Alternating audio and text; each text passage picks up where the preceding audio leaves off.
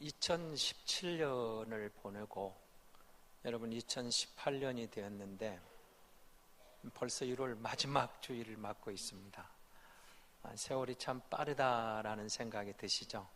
그리고 우리는 지난 한 해를 보내면서 다사다난했다 이런 말을 썼는데 이미 한 달을 보내고 정말 다사다난한 일들이 벌어졌습니다.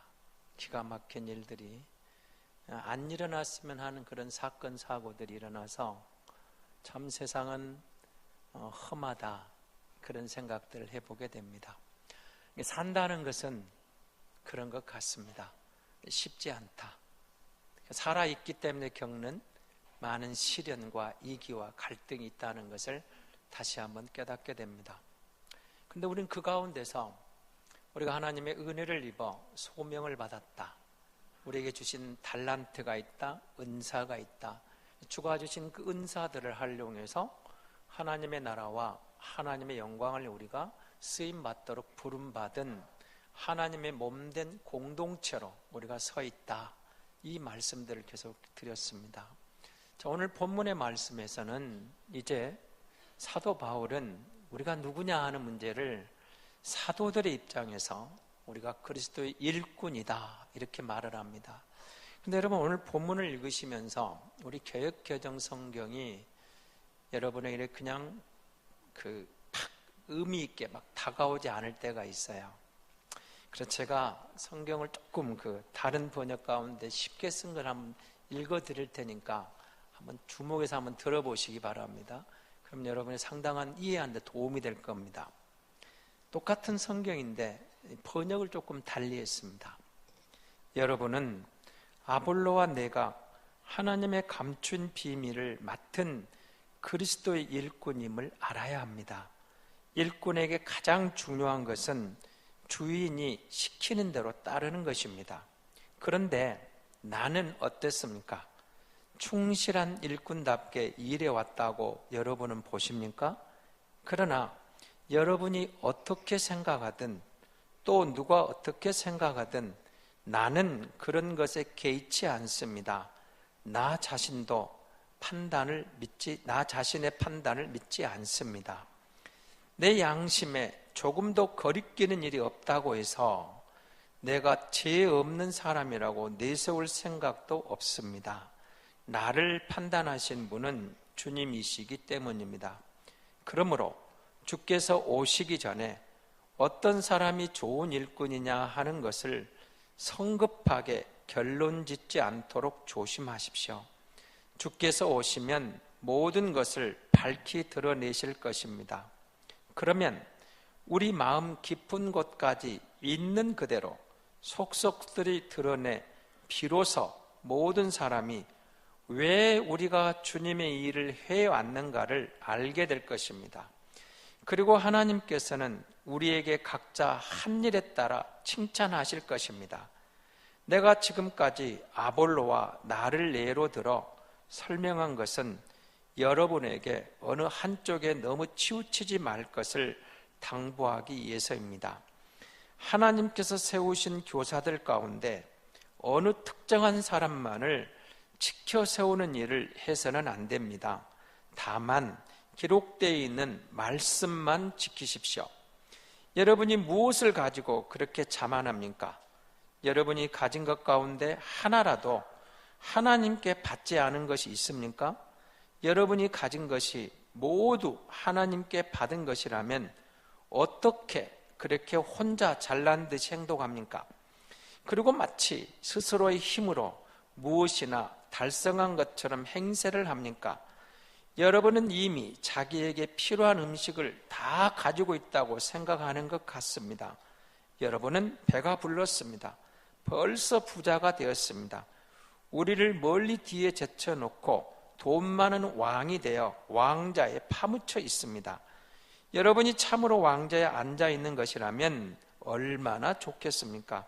그러면 때가 이를 때 우리도 여러분과 함께 그 자리에 앉게 될 테니 말입니다.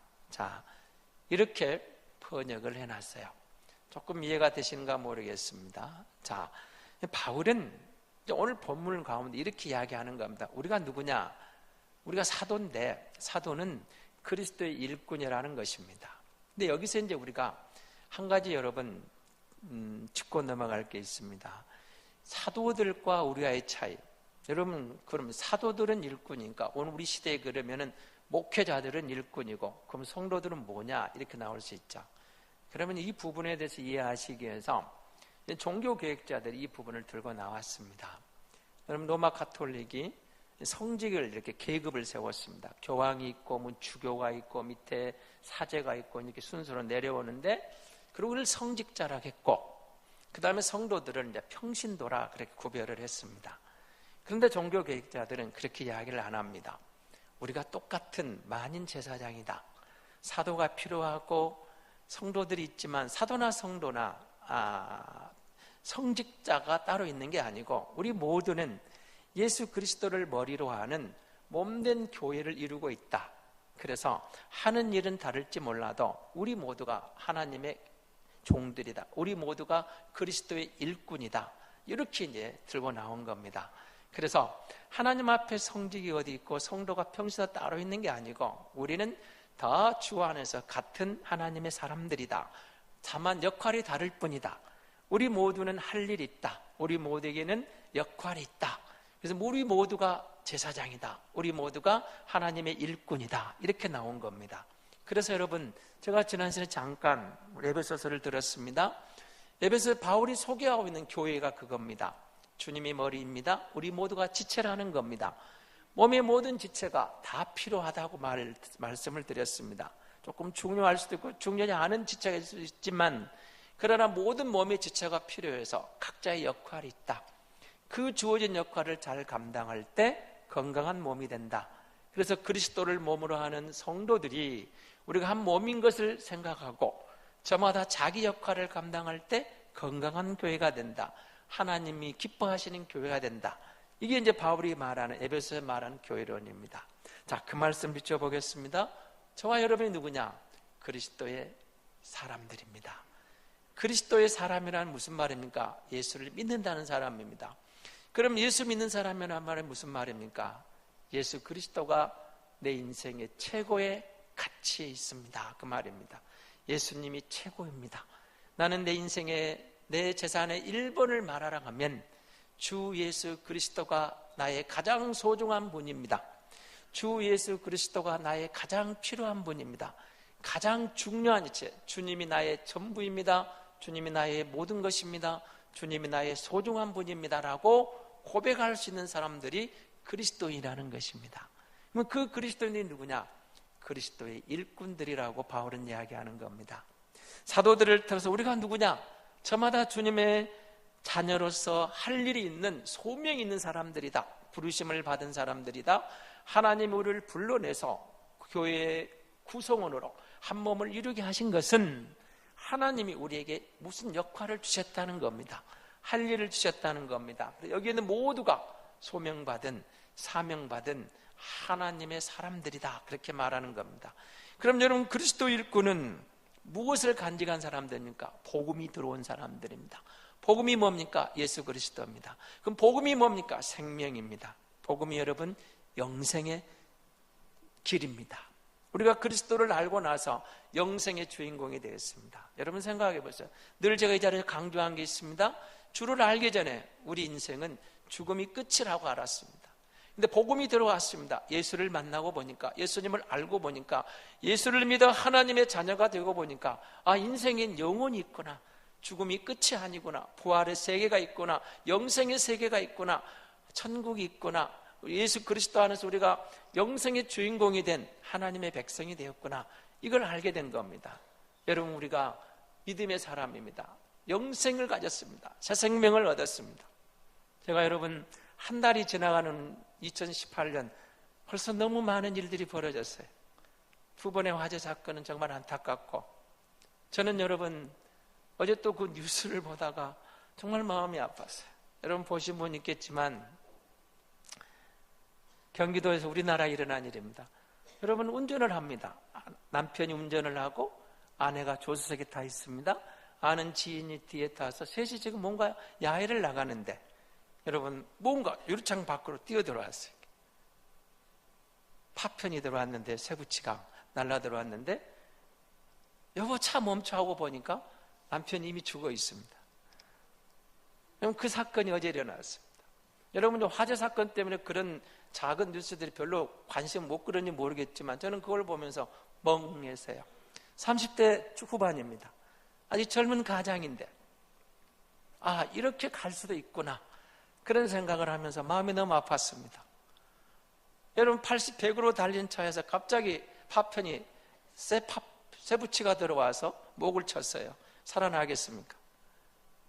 아내가 손으로 브레이크를 밟아 겨우 한결에 멈췄는데 이미 남편은 죽어 있었습니다. 37살. 너무 아쉽죠? 그럴 수도 있구나. 이게 우리 사는 현장이구나. 그런 겁니다. 여러분, 그렇게 끝나버렸다면 인생이 너무 아쉽잖아요. 안타깝잖아요. 내 남편이 한 가정의 가장인데 왜 이런 일이 벌어지죠? 없으면 좋겠는데 왜 이런 일이 벌어지냐고 항의하고 싶죠. 근데 인생이 그렇다는 겁니다. 우리에게 어떤 일이 닥칠지 모릅니다. 여러분, 갑자기 병원에 가서 건강검진을 하다가 가 있는데 암말기라는 판단을 받은 거예요. 여러분, 그런 분도 있어요. 우리 성도 가운데 그런 분도 있습니다. 암말기라는. 그럼 여러분 어떻게 합니까? 아직은 이제 막 한갑을 넘어가면서. 그럼 이런 일을 볼 때 여러분, 우리가 무슨 생각을 합니까? 두려워할 수밖에 없죠? 당황할 수밖에 없죠? 안타깝죠? 주님 우리에게 이야기합니다. 너희 안에 복음이 있느냐, 그 말입니다. 복음이 우리 안에 있다는 것은 우리가 영생의 주인공이라는 겁니다. 여러분, 우리가 험한 세상을 살아가면서 그런 사건 사고 때문에 그럼 더 험한 일도 있죠. 일가족이 예식하고 들어오다가 아파트에서 무슨 일이 벌어졌어요? 좀 지난 사건이지만 여러분, 그 공무원하고 또 일어난 사건입니다.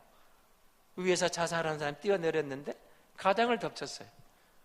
가장이 같이 죽었어요. 그건 또 뭔 날벼락입니까? 날벼락이죠. 말도 안 되는 소리죠.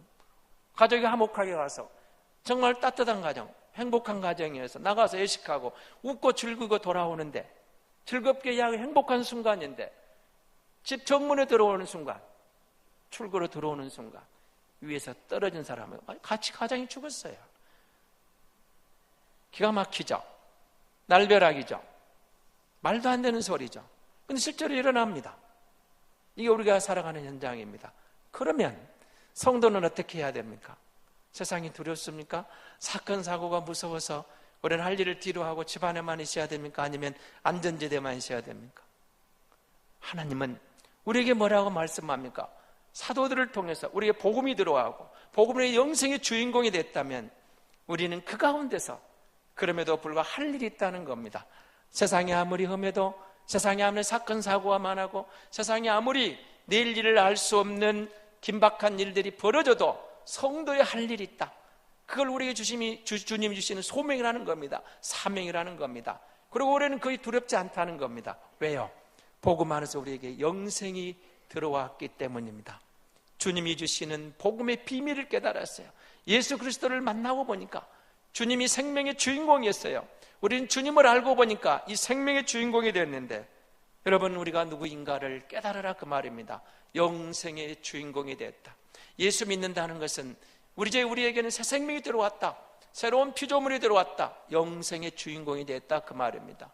그래서 우리에게는 뭐가 주어졌냐? 이 일에 대해서 할 일이 주어졌는데 지금 그 이야기를 하고 싶은 겁니다. 어떤 일일까요? 우리가 교회 일꾼이라면, 우리가 그리스도의 일꾼이라면 교회에서 할 일이 있다는 겁니다. 그런데 바울은 이렇게 말합니다. 그 교회 일이 세상과 분리된 게 아니라는 겁니다. 여러분, 제가 여러분 이 말씀을 준비해 이런 생각을 해봤어요. 세상은 교회를 좋아할까요, 안 좋아할까요? 여러분, 한국교회는 지금 욕을 먹고 있습니까, 안 먹고 있습니까? 여러분, 그런 장면을 보면서 어떤 생각을 갖습니까? 너무 개의치 마십시오.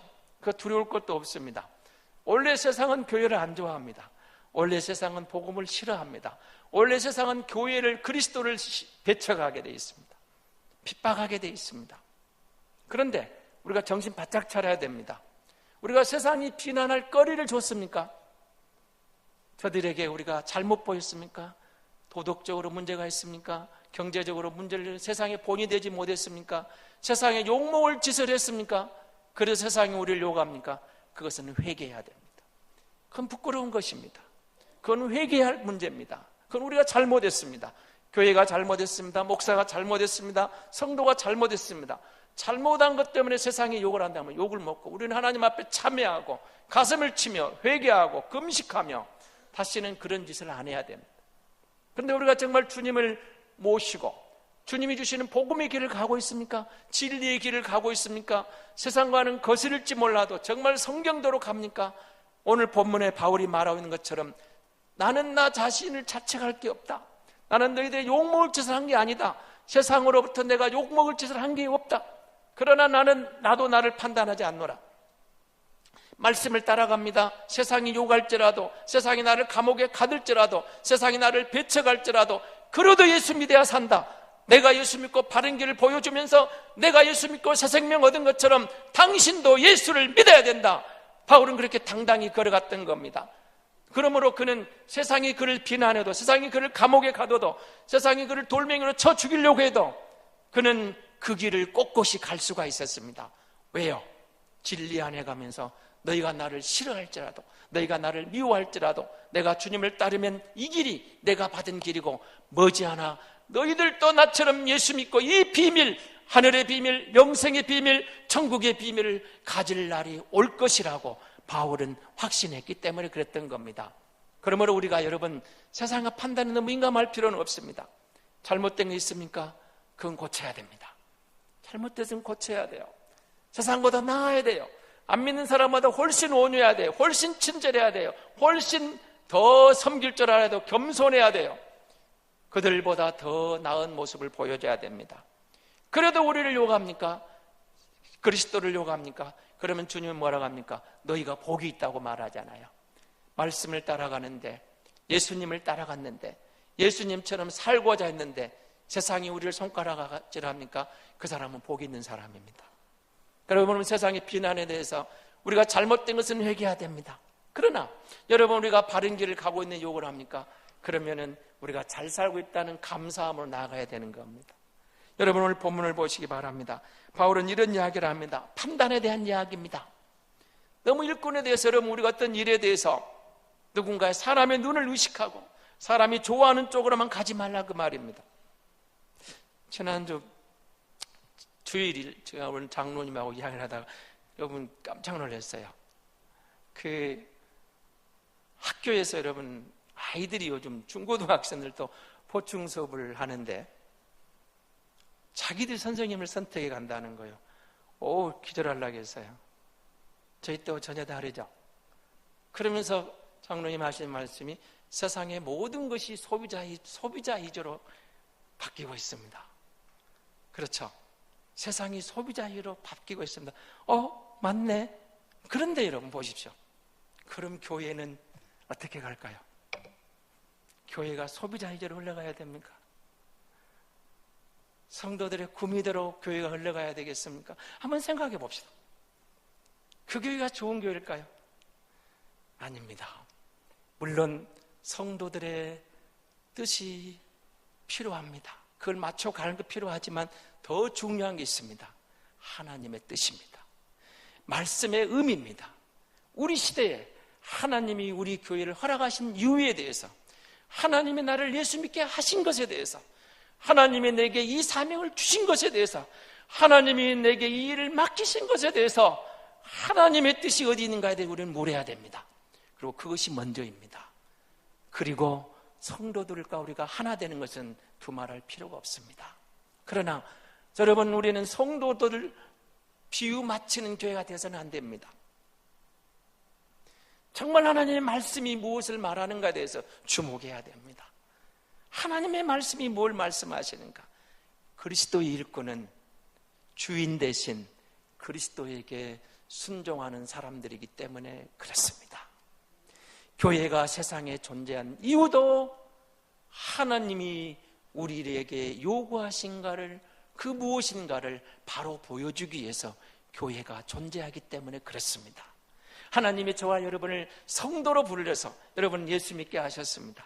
예수 믿는 사람이 돼서 여러분 예수 믿는 얼마나 의미가 깊은 줄 아십니까?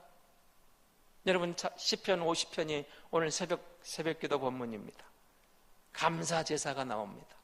하나님이 기뻐하시는 것은 감사함으로 제사를 드리고, 여러분 감사함으로 나아와라.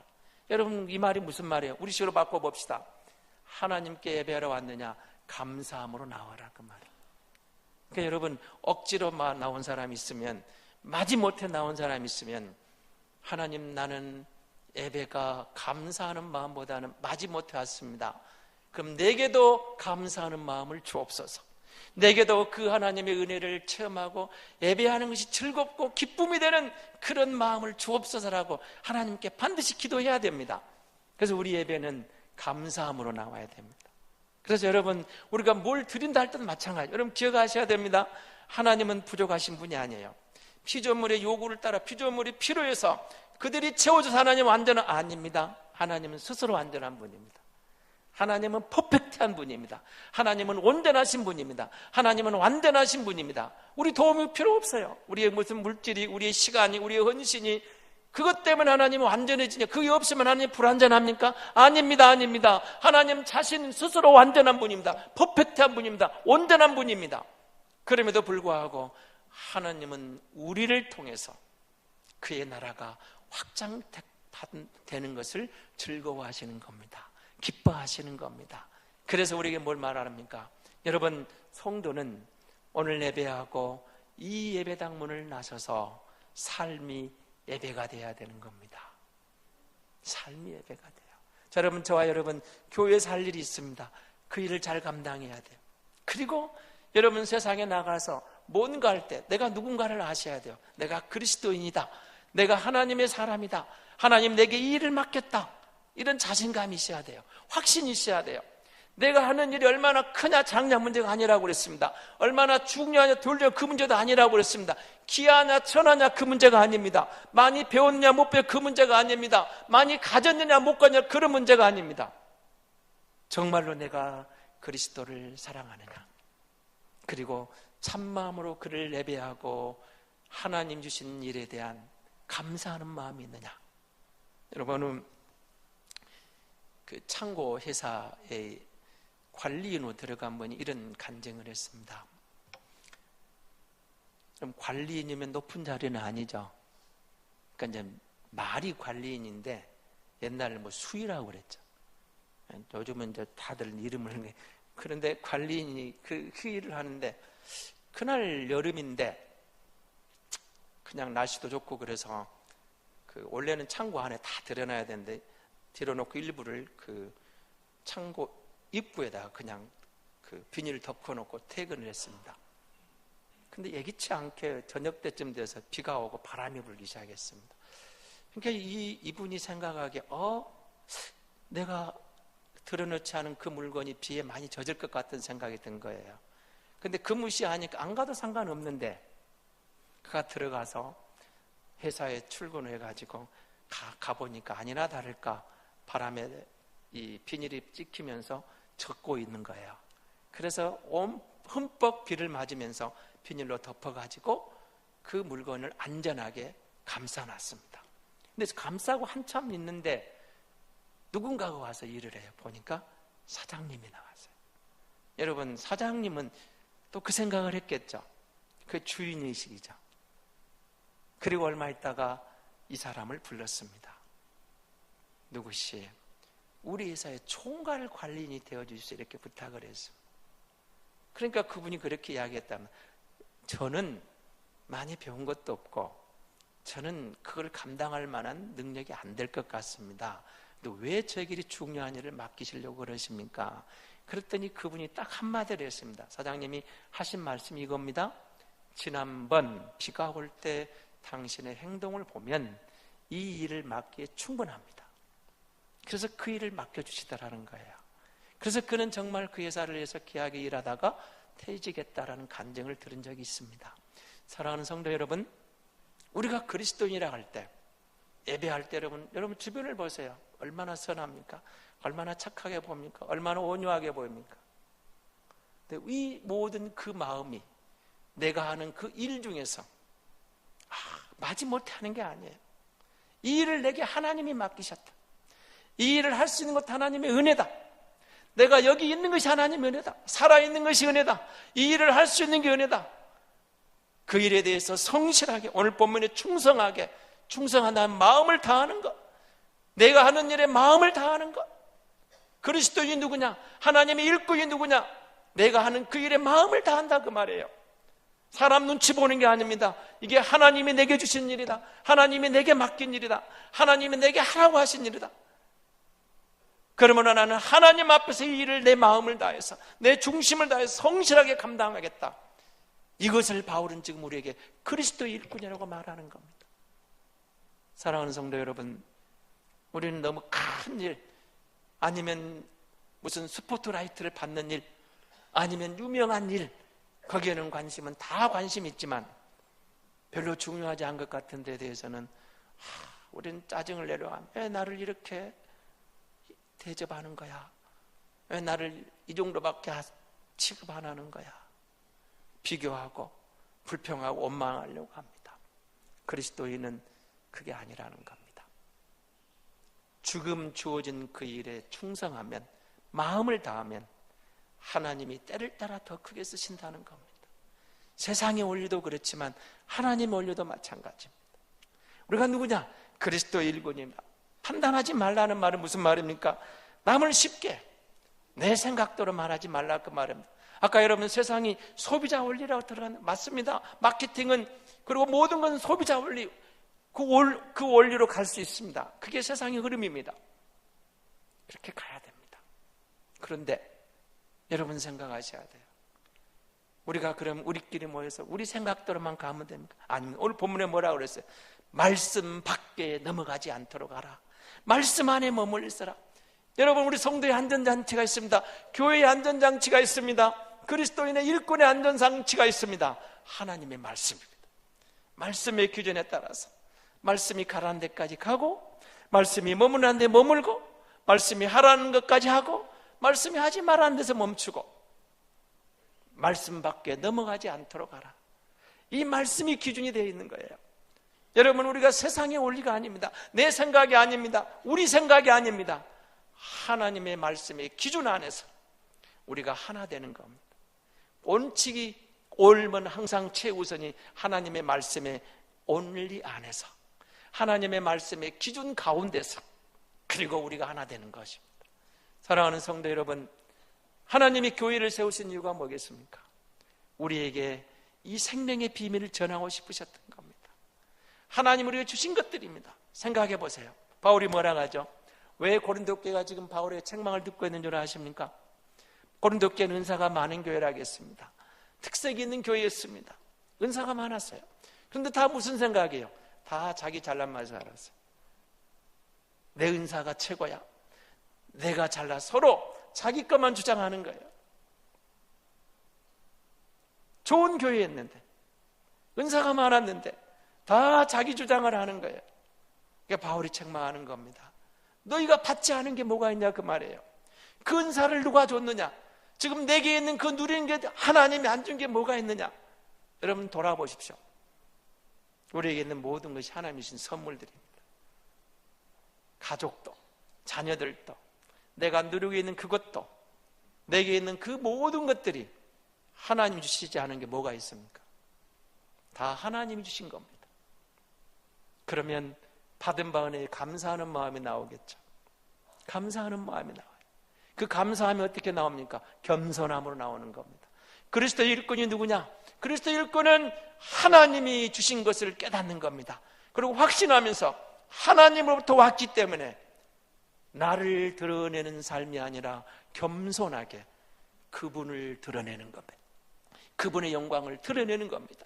하나님의 영광을 드러내는 거예요. 그게 그리스도의 일꾼이라는 거예요. 자기 자랑하는 게 아니에요. 세상은 자기 잘난 맛에 살고 자기 자랑하는 게 바쁠지 모르지만, 성도는 하나님이 주신 은사를 가자 하나님 주신 은혜를 노래하며 하나님 주신 것들을, 하나님을 자랑하고 살더라, 그 말입니다. 사랑하는 성도 여러분, 우리가 자랑하기에 앞서서 그러므로 감사하는 마음이 생기는 겁니다. 하나님이 내게 생명을 주신 것을 감사합니다. 생명을 연장하신 것을 감사합니다. 이 귀한 자녀들을 주신 것을 감사합니다. 남편을 주신 것을 감사합니다. 아내를 주신 것을 감사합니다. 부모를 주신 것을 감사합니다. 교회를 주신 것을 감사합니다. 사회를 주신 것을 감사합니다. 민족을, 국가를 주신 것을 감사합니다. 직장을 주신 것을 감사합니다. 동료를 주신 것을 감사합니다. 일할 수 있음을 감사합니다. 누리는 것을 감사합니다. 모든 것이 감사할 이유가 있습니다. 하나님이 주셨기 때문입니다. 사랑하는 성도 여러분, 우리가 그리스도의 일꾼으로 부름을 받았습니다. 목회자만 일꾼이 아니라는 겁니다. 그래서 우리는 그 그리스도의 일꾼은 하나님이 주인 되심을 인정하고 겸손하게 감당하더라는 것이죠. 그리고 주인을 자랑합니다. 교회에서 우리가 할 일이 있습니다. 무슨 일인지 주어진 일을 감당하고, 교회 밖에 나가서 내 하는 일 가운데서도 하나님이 내게 주신 일터임을 깨닫습니다. 그리고 그곳에서 겸손하게 하나님의 은혜를 노래하면, 감사하면 하는 일이 즐겁지 않겠습니까? 하는 일이 의미가 있어요. 하나님이 맡긴 일이다. 세상은 뭔가를 비교하고 판단할지 모르지만 우리의 기준은 하나님이 주셨다, 하나님이 맡기셨다, 하나님이 내게 일터를 주셨다, 하나님이 이 일을 통해 하는 영광 받으시기를 기뻐한다. 그렇게 보면 시각이 달라집니다. 하나님이 나와 함께 하신다. 이 일 가운데서 여러분이 하시는 바로 그 일 속에서도 하나님이 나와 함께 한다. 한번 생각해 보세요. 하나님이 나를 보고 계신다. 하나님 나와 함께 하신다. 이 일을 통한 영광이 받으시기를 원하신다. 그러면 할 이유가 있습니다. 큰 일, 작은 일 문제가 아닙니다. 중요한 일, 중요하지 않은 그 문제가 아닙니다. 하나님이 내게 주셔서 내가 이 일을 하도록 하셨다. 그렇게 생각하면 모든 일이 의미가 있는 겁니다. 그럴 때 하나님은 우리를 통해 영광을 받으시고 더 큰 일을 맡겨주실 줄로 믿습니다.